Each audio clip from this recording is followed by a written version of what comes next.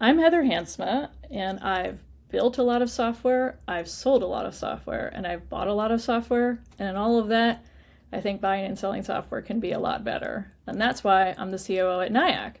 And I'm joined here today by my colleague Christine Templin, who is the CTO of Nyack, who herself has also bought a lot of software in her day. And we're here to talk about what we as buyers have thought about the buying experience. So, Christine, would you like to tell our audience a little bit about yourself? Yes, thank you, Heather. I'm Christine Templin. Have over 25 years of experience, primarily on the engineering side, engineering and operations, where I've led teams across, the top Fortune 100, some of the top Fortune 100 companies, including Apple. I worked at Twitter when they were a small startup and grew with their I've worked with them as they've grown, and then I've worked at a couple of startups as well. So I have had experience sort of across the full life cycle maturity of multiple companies from just, startup through enterprise. Yeah.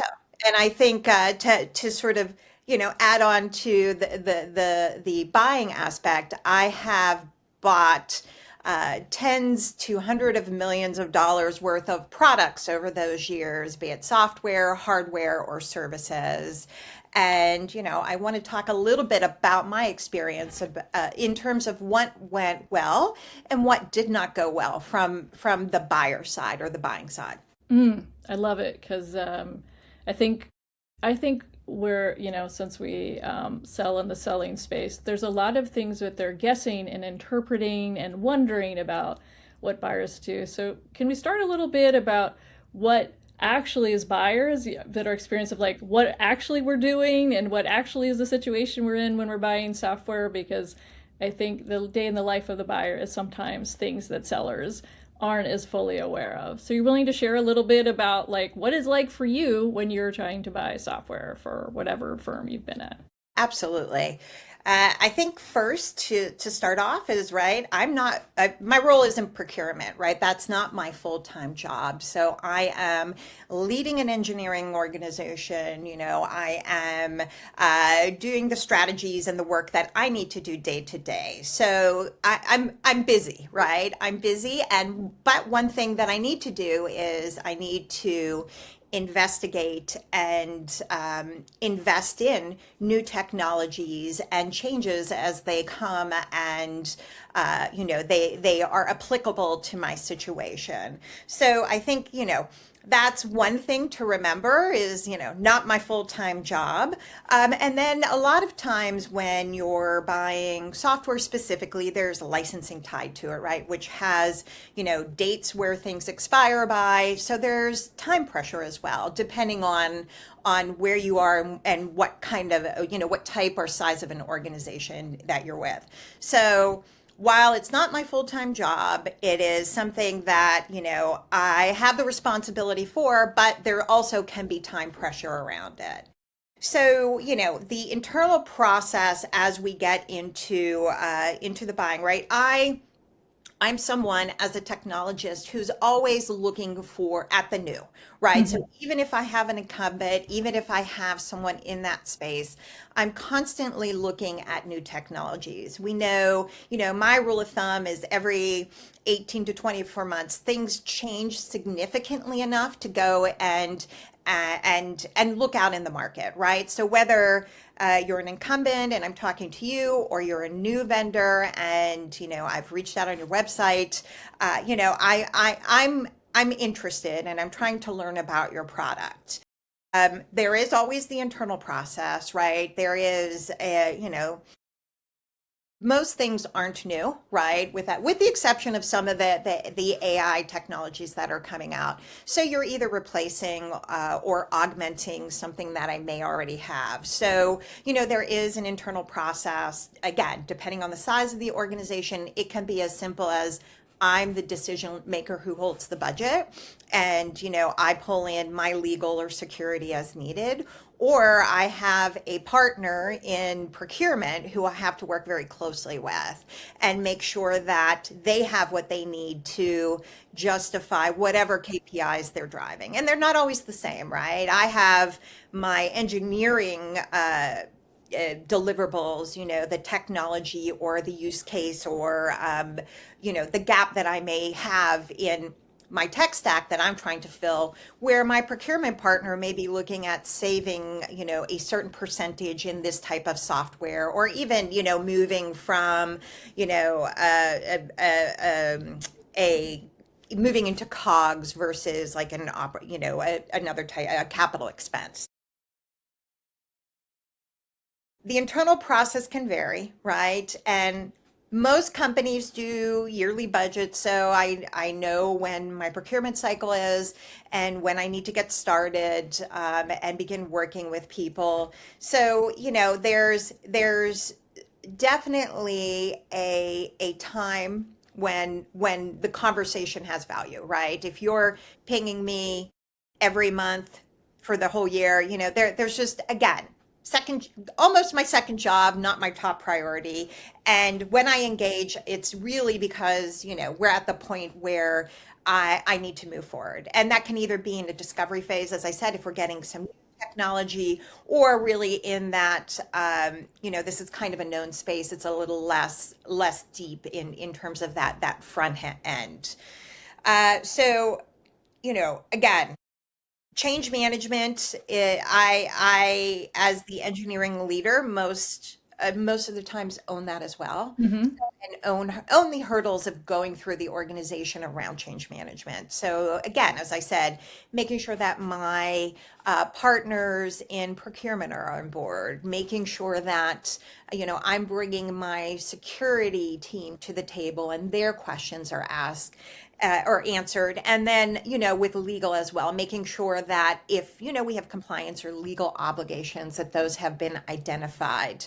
And really, being the person who has to bring that together for the organization, as we go through the sales process.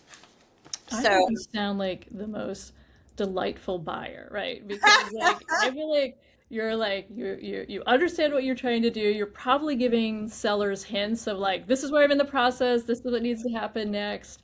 And like and being pretty straightforward. So let's just talk about like an example when someone is like in tune with the buyer experience and the like what is your buying process versus their selling process, which yeah. is like you don't care it's end of quarter, right? You're focused on when you need to make decisions. Talk a little bit about, if you have an example when things were aligning or when they were like not aligning, where the selling process and your buyer experience are just not coming together, or they Yeah, are. yeah. And I think, again, the way I've always approached it is we're looking at win-wins for everybody, right? So I understand if you're trying to drive an end of quarter, end of year contract, right? I get it, right? Business, we're all in business. We understand how that operates. But I think for me, again, really coming at it from the engineering side, my biggest challenges have really been just the seller listening, right? And being able to understand what is my core problem, what am I trying to what is it really that is my pain point. And I think it's there's the classic feature dump that happens, right? You get on a call, you're very excited, and it's like, let me talk about the 17 things that this product does. And I'm like, yeah, no, really, I just need this one thing, right? I had, an experience where we were in contract negotiations and discussions with a vendor, and we had a core reliability problem, Mm. right? It was just like, we couldn't get the uptime. It wasn't there. We're servicing a large corporation who really doesn't understand if, 10 minutes equals a lot of money, right? To these billion-dollar corporations. So I had a core reliability gap. That was my top priority. When I'm talking to the salesperson, this is literally all I'm talking about. Hmm. Then I get but we're releasing these new features, or we have all these new features, or we have this, or, just that mismatch in understanding or even acknowledging, yes, I understand this is really where your problem is, and I can't answer your question now. I'm going to bring this person or my leadership, or, quite frankly, maybe this isn't even a priority for our organization right now. And just really having that open feedback was not something that happened. Hmm. And, I went out and started looking at competitors because it just was not something that I felt heard, right? And if I'm not heard, then I don't feel that you have my best in, you're not my partner. Yeah, for sure. That kind of reminds me of, I was thinking about at one point in time, we were having two, when I worked at large financial services, two CRMs were going head to head for it. And so and this was, one of them, we did the demos on a video call, but we could see, we can see the chat in it. Hmm. And in the chat, they say, "Oh, this meeting is going so great." And it wasn't. And and we didn't go with them. And it was, one, it's like interesting that you're like, there's a disconnect Yeah. that, and to your point is, they were going on and on about the features that we didn't even ask about. We were not even asking about this. So it was an answer to a question not asked, and they weren't really like reading the room. And I found that, like, and I just was like, just how they were in their own like space. And as a buyer, I don't think there's anything more frustrating, right, than to, very clearly state what your pain point is. And again, we're all, we work for companies, priorities change. I understand how things work, but just almost, an avoidance, or the jazz hands. Look over here. This is really the things that you want to see. It's really, yeah. I don't know anything that kills a partnership or a potential partnership more than that engagement. Yeah, for sure. I think the last is, since so we work on, coaching sellers, obviously, in what we do, but as buyers, um, what are the things we would like sellers to know that they just sometimes seem to not know? We've talked about this a lot, but I think with us as buyers, if maybe we told sellers these things, like, maybe they would believe, this Right. time. And I think one we definitely talked about is, they can tell us no, because that feels like no, like no, we're not expecting everything to be yes, and we would actually like to know if something's a no. For sure. Obviously, I think, any business or any engagement, think of the stock market, right? That, your stock price doesn't necessarily go down if you miss a target, if they know it, right? Like if it's something that you've said, oh, we're going to miss a target or adjust our target, right? It's really that knowing, that ability to plan, that I need to have on my side as a buyer. So, I think there's some core things for me. It's, not answering my question, even if it is no, or I don't have an answer, or let me get back to you, right? Totally acceptable. Again, as I said, businesses change priorities, things change, and really being able to at least tell me, yes, I hear you, right? I hear what your problem is. I can hear what you're saying. And no, I don't have the answer. I need to get back to you. It's totally acceptable. Totally acceptable. And then I think as you go through the process as well, tell me as things are changing, Yeah. right? If something has changed. Again, we know how things work. Priorities change, and again, unfortunately, in some cases, I may have to go do business somewhere else. But what will happen is I will have enough of a Hmm. foundational relationship with you that if something changes, I will come back to you, right? You won't have burned that bridge. And you can make a mistake, uh, but it matters that what you do next, right? Be open, be transparent as much as you can. And I want to see that you're really going to go to bat for me, Hmm. right? That you understand that a mistake was made. Here's where we are. I still understand my core problem hasn't changed, right? It's still that thing hanging overhead. And yeah, I'm and I'm not looking for you to come to me and then say like, "Oh, well, I'm sorry we did this. Let's go have dinner," right? Or here's some tickets to this or that. Like that's not, you know, it's the integrity of the relationship has to be in that trust that we build, right? In that credibility that you have with me, and hopefully I'm building with you by being open and transparent on what my actual needs are. Yeah, that makes sense Um, because, like, to your point, like, because yes, I think people people think trust is just telling us what we want to hear, and we're like, no, no, mistakes are you making, and trust is how you do the repair, right? That you say like, Absolutely.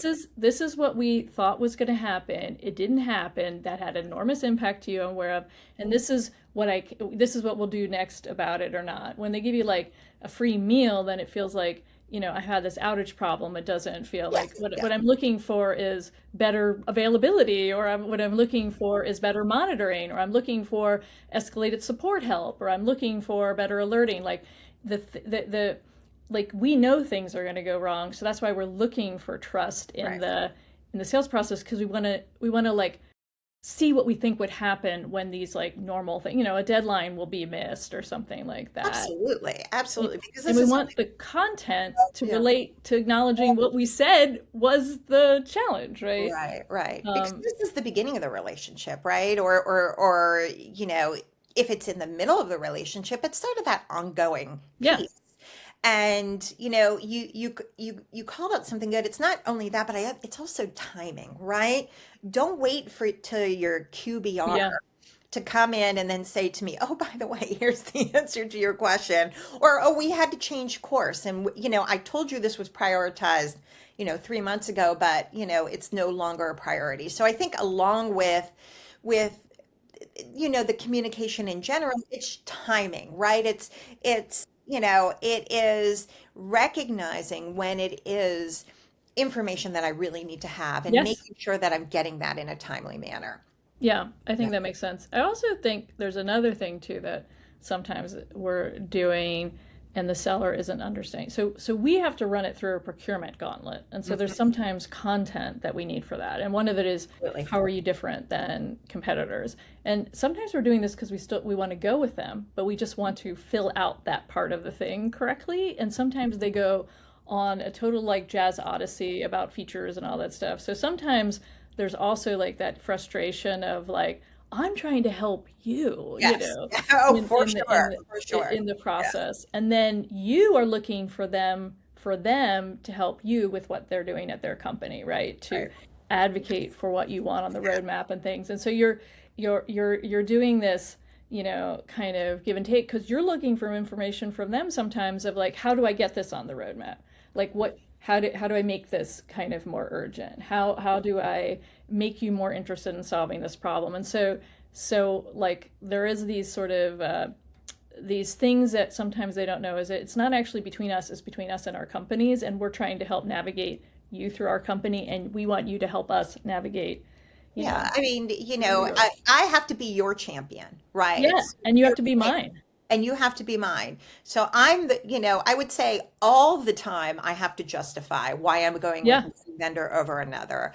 And it's not simply feature requests, right? Nothing against procurement teams, but I've had them come to me and say, well, engineering, you this doesn't really do what you needed to do, or that, whatever that is, right? So we're looking, and then I have to be the one that champions you through my process, where you have to be my champion, to your point, ensure what I need is getting on your product roadmap, getting prioritized, and getting recognized within your organization. So again, where that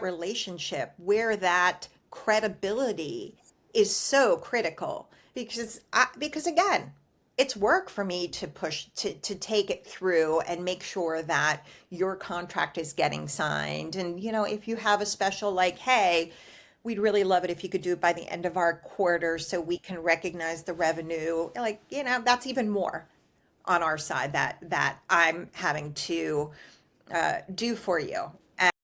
And again, going back to that credibility, that communication, and yeah, it's really easy to establish, um, but also easy to break. Hmm. For sure, for sure. Because I think to your point at the start, it's more just like etiquette and others, and then over time, it's the Yeah, experience we've had with you about, exactly. do Yeah. you understand what we're saying? Do you act credibly against what we've asked? Because now we're observing what you do. Uh, for Yeah. sure, that certainly makes sense. And I think what's interesting, what you're sort of talking about, is there's also like a strange, because half of deals wind up in customer state at the status quo, and I think the seller sometimes is not realizing is, for us to make a change, there's a lot of support on their side that's going to need to happen, and that's also part of the trust, right? Because if we're going to Right. take on this change, because you know, um, the status quo might not be right, but we're taking on the risk that the change is better, Right. right? Right. And Absolutely. them Absolutely. really Hmm. like supporting us, kind Yeah. of in that, and then bringing their own expertise on how to actually make us successful, right? Because we can't be our champion if this thing isn't successful and we're not there anymore. And what can they bring to the table to help de-risk this decision for us? And we know the answer is never in features and functionality, right? The No, answer no, is no, no. in how we implemented, choices we make in the change management, right? Ways that we change how we operate, like that, and so sometimes I don't think about post sales enough, right? Because in the world, right, the sale is over here, and then your implementation is over here, and then it can just fall into a black hole. And I think as buyers, we want you to be with us, right, in the decision process to make sure that it's successful. Yes, and again, I recognize that organizations operate differently, right? There are huge customer support or account management, sort of post-sales implementation organizations that exist, and you have your different structure.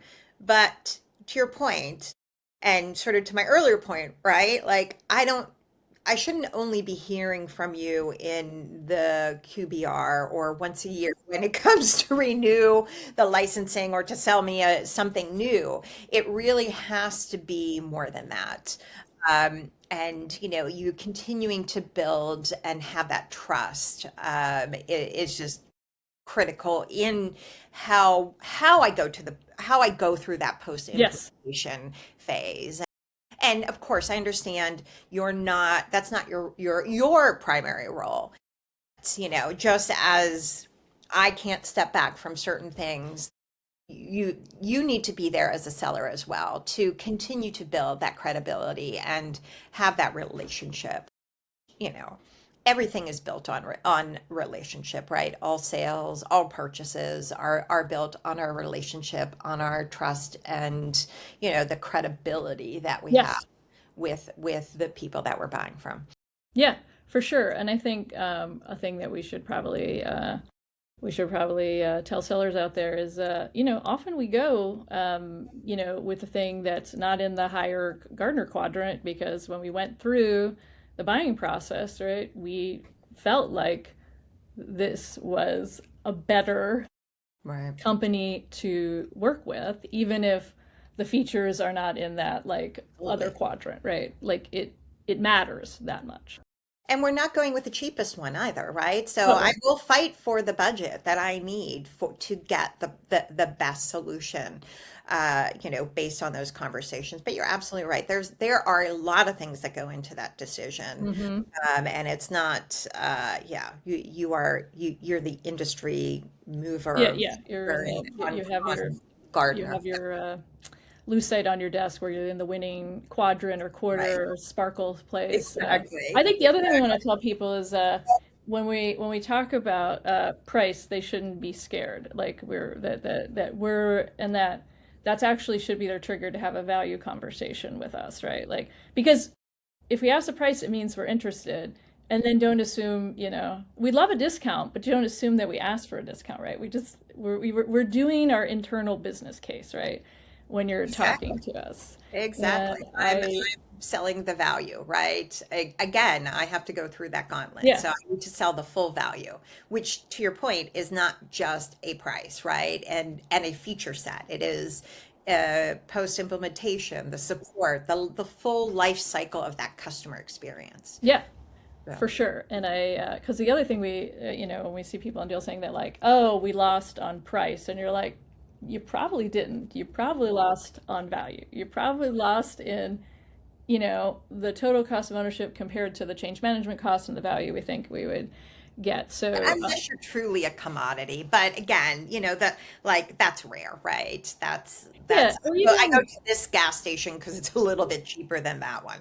Yeah, yeah, and even like, and just to be honest, sometimes things that are commoditized, those are more procurement related processes, right? Because like for the yes, for buyer sure. and the Oh, yeah, business owner is in, we're trying to get a different performance out of what we have. Because yes, I came from a very large company where we do a lot of just procurement of things that people like need, like pens and paper. And right, yes, that is purely going to be price, right. because we're those are commodities, right? And it just oscillates. But when there's a buyer and a champion, it's really going to be value because we want it for something that we need to change in the business, and usually we're accountable, right, for those kind of outcomes. So that's where we're particularly talking about this kind of process where you see champions in it Exactly. versus like a straight RFP process. Well, Christine, I want to thank you for like My all your pleasure. nuggets, all your wisdom. I know it's going to help a lot of sellers, but I also know it's going to help a lot of buyers out there because I think we want sellers to really understand what is happening in the buying experience and just like understand the mentality and what's kind of going on overall so that they can respond and be effective, right, in the process. So Absolutely. thank Again, at the end of the day, you're building that relationship, and that has to be top of mind. So, absolutely. Thank you so much, Christine. thank you. Bye now.